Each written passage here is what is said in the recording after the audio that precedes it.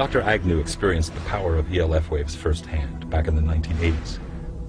He was hired by an energy company to locate oil and gas using the same kind of ELF waves at much lower frequencies to carry out his search. It's a process called Earth tomography. But during one particular incident, Dr. Agnew believes his use of HAARP-like ELF waves accidentally triggered an earthquake. It was in the spring of 1987 we arrived in Roseburg, Oregon to use our ELF technology to search for oil and gas.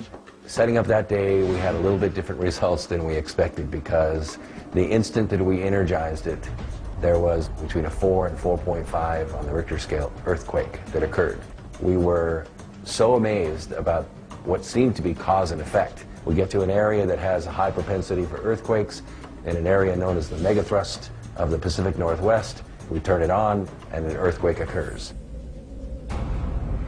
Dr. Agnew demonstrates how he may have triggered the quake.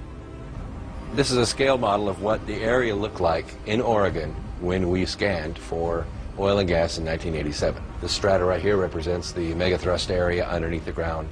The rock represents the potential energy set up in the ground from a tectonic stress. What we're going to do is introduce ELF waves and demonstrate that it can in fact trigger an earthquake.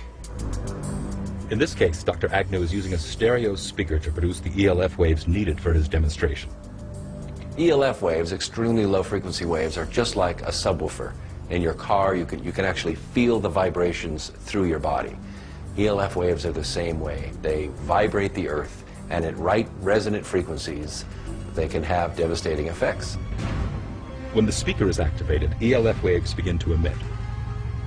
Tiny vibrations in the sand are detected. Then a few seconds later, the rock representing a fault line shifts.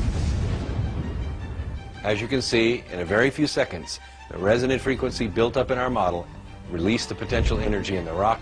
That concussion, on a real scale, would have been felt for 100 miles. These conditions are already set up in the ground. All it takes is the activation energy to make the release happen.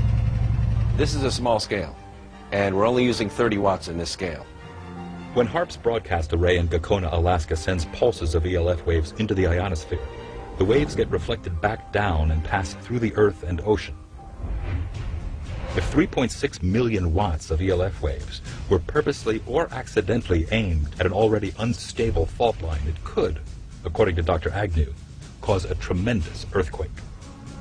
Looking at just simple instabilities, what does it take to create an avalanche? A guy walking across an unstable ice field. What does it take to trigger an earthquake? The right signal coming in when the pressures are already built up and they're at their threshold. That feather, and in our case that hammer, releases that energy.